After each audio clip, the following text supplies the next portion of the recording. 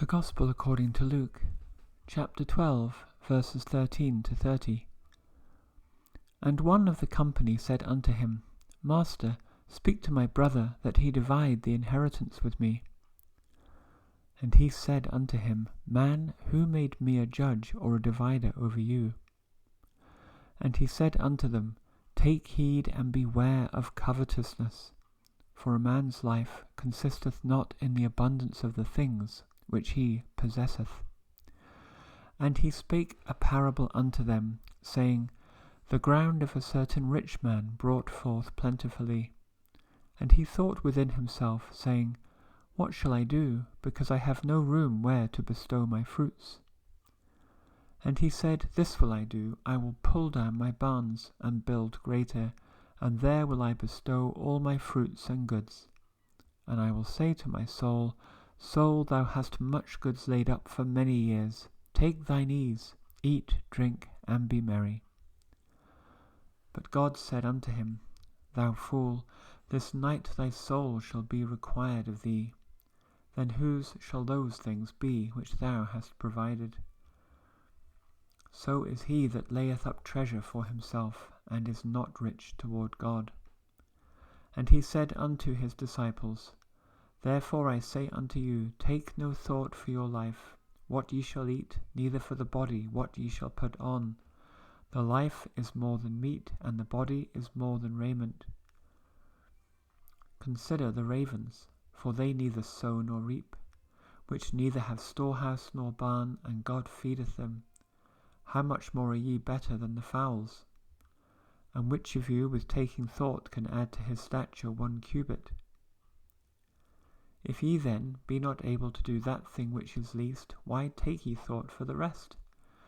Consider the lilies how they grow, they toil not, they spin not, and yet I say unto you that Solomon in all his glory was not arrayed like one of these. If then God so clothe the grass which is today in the field, and tomorrow is cast into the oven, how much more will he clothe you, O ye of little faith? And seek not ye what ye shall eat, or what ye shall drink, neither be ye of doubtful mind. For all these things do the nations of the world seek after, and your Father knoweth that ye have need of these things. There endeth our reading. Thank you, Lord. Amen. In yesterday's reading from chapter 12 of the Gospel of Luke, we were witness to Jesus teaching on some quite spiritual matters to the multitude. And remember, Jesus is en route with his disciples and with a faithful, quite large group of disciples beyond the core 12, including, of course, a faithful group of women that ministered unto Jesus and the disciples. But there's also a great multitude here, partly because people are traveling to Jerusalem in preparation for the Passover. In that reading yesterday, we learned of teaching regarding revealing truth, the nature of blasphemy, and also faith under persecution. But in today's reading, we will be landing on earth with quite a bump, and this is precipitated by what all commentators agree is a very ill-considered question or request from someone in the multitude. So picking up the narrative in verse 13, and company here, actually the underlying Greek would be great multitude. A person says to Jesus, Master, Rabbi, speak to my brother, that he divide the inheritance with me. And this would be regarding Jewish custom that if parents died, the eldest brother would get twice the share of the other siblings, particularly the other brothers. So this is presumably a younger brother who wishes to have an equal share with his older brother. And he thinks that perhaps this rabbi can help him in the manner of a scribe speaking both on details of the Jewish law, but also often being asked to give these kind of judgments based on the letter of the law. But Jesus, of course, is in no way interested in this, and the man here, the word man, is quite a rebuke according to commentators in terms of the underlying Greek. It is very stern.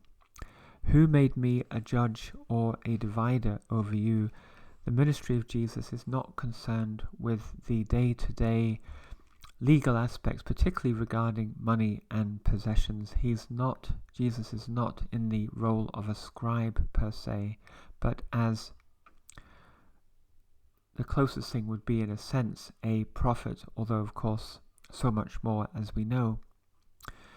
Commentators point out a nice connection here to the Gospel of John, when John is speaking with when Jesus is speaking to Pontius Pilate, just before he is sent to be crucified, and Pilate essentially asks him about his kingdom, because he's been told that Jesus is King of the Jews, and Jesus answers, "My kingdom is not of this world. If my kingdom were of this world, then would my servants fight, that I should not be delivered to the Jews. But now is my kingdom not from hence." And a statement there, even though his life is imminently going to end, that he's not having a kingdom or the wherewithal to judge instances on earth. That's not the role of his ministry. And he uses this request, which is based on greed, as a spur to teach about covetousness, which we often think in the Ten Commandments to mean to wish for something of one's neighbours, but it can also mean to be covetous of one's own possessions. And it's really about one's own possessions here that the teaching is. Take heed and beware of covetousness, because your life consists not in the abundance of things which you possess. And in this lesson, in today's reading, we have a parable, which is almost really just a direct story rather than a metaphorical parable. And then we have teachings which are identical to those in the Sermon on the Mount in chapter 6, where Jesus teaches about earthly things versus spiritual things. The stress here on a man's life consisteth not in the abundance of things is something which, in my commentary on that passage from the Sermon on the Mount, I spoke about quite carefully, particularly concerning our life in the Western world, where there are many in need, but for most people in the Western world, we do have the basic things that we need. We have shelter, we have warmth, we have food.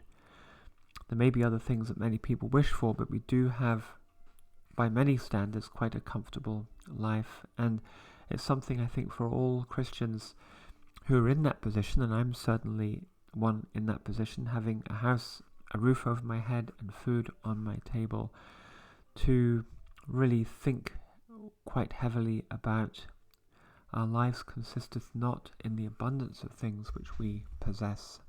And I speak personally, and probably for many listeners, that I have too many possessions. Wouldn't say I was living, in wealth of any nature, but I certainly have more things than I need. That's just a simple truth. But how hard is it, I wonder, to give those things up? But this is a good lesson for all of us that follows here. And Jesus speaks about a certain rich man who I think is honest, and he has worked hard, and he has very fertile land, and he has much produce. The word fruits in this parable meaning produce. And commentators point out that this story has quite a lot of overlap with a story in the Old Testament book 1 Samuel, and this concerns a rich man called Nabal, and that name actually means fool,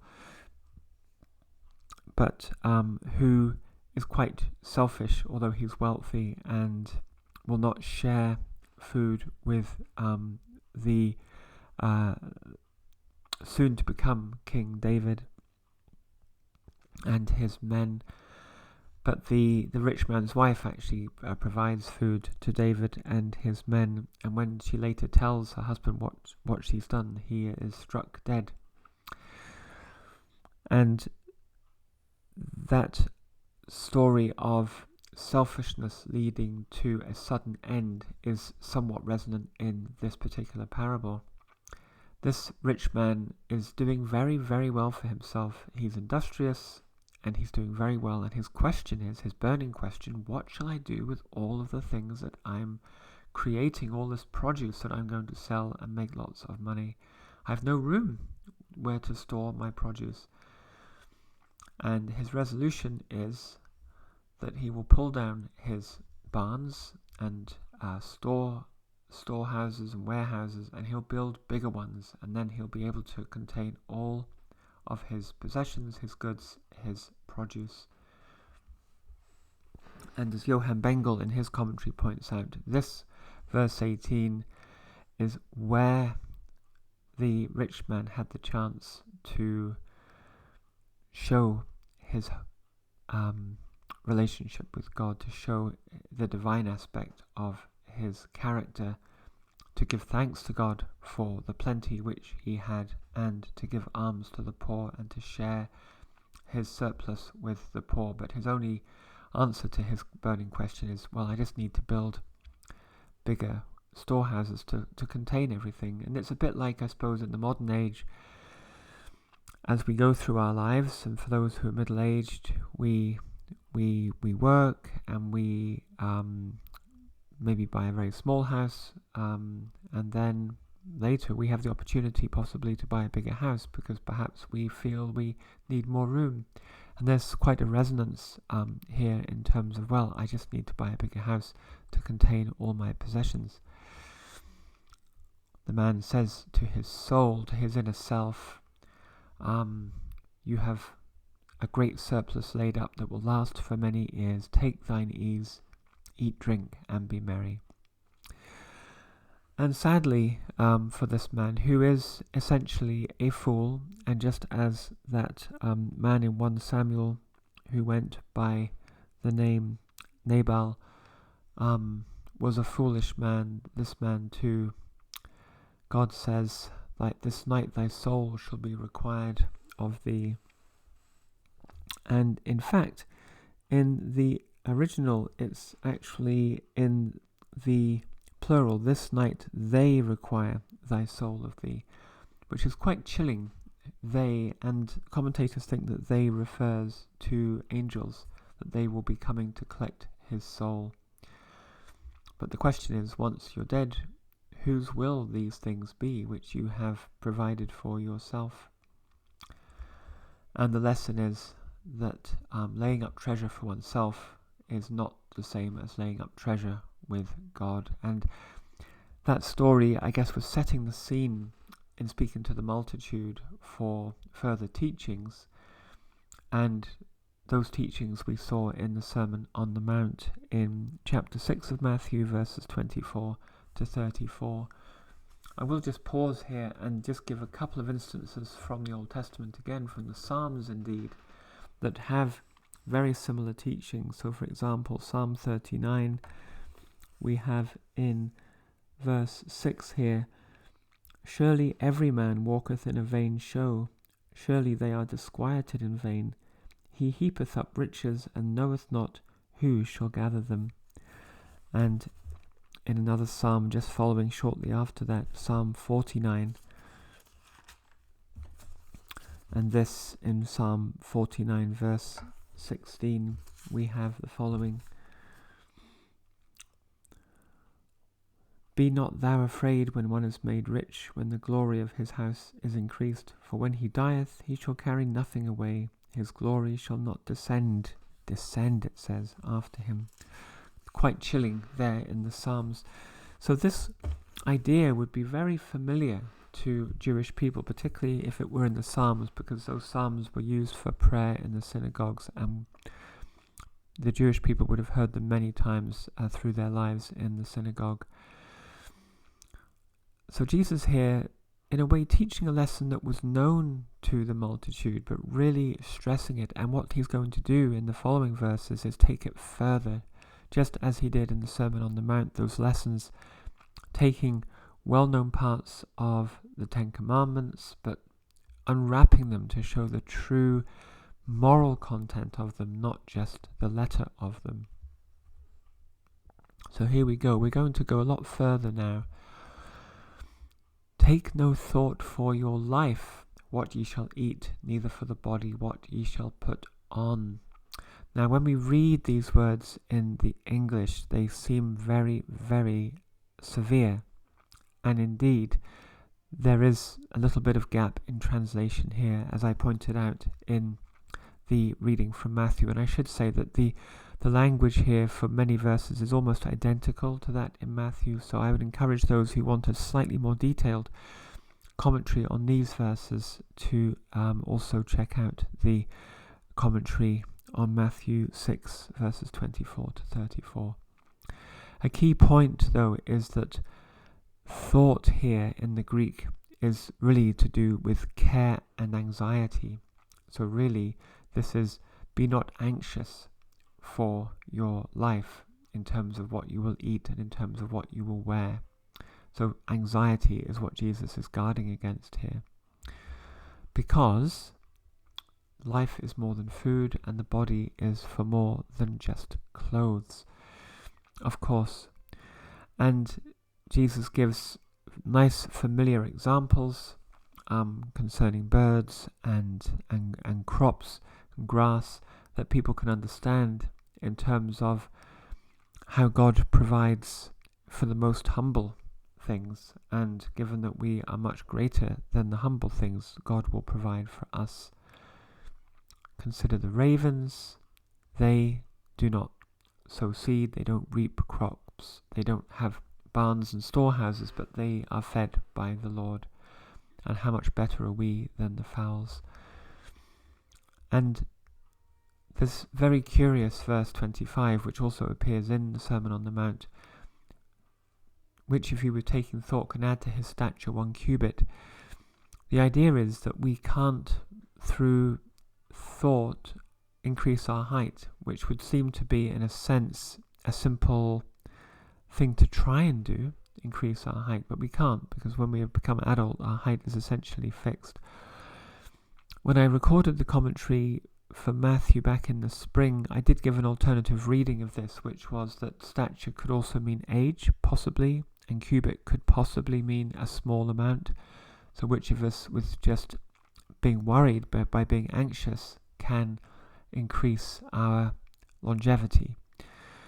But in reading commentaries today on this passage from Luke, I think the consensus seems to be that it really is talking about stature, and a cubit is approximately 1.5 feet, so about 45 centimeters. So very approximately a quarter or a fifth of our height. So we can think of this as meaning, which of you, by anxiously worrying, can increase your height by even a small fraction, would be essentially a translation of that. And the corollary is, if we can't even do such a trivial thing to make ourselves slightly taller, why would we worry for other aspects? The fact that our bodies are so infinitely complex, created by God for good works, and yet we can't even make ourselves a little bit taller. So anxious worrying is not productive, it's not effective, it has very little upon which it can in fact act in a useful way. And then we have this other metaphor about the lilies, which would have been quite common in the Holy Land, and their beauty. But they also, like the ravens, they do not toil, they don't spin, but they are arrayed more marvellously than King Solomon, who was famous for his very rich apparel. So the lesson then, that God feeds the birds, God clothes the grass. But a bird does not live very long. The grass today is in the field, tomorrow is used for fuel.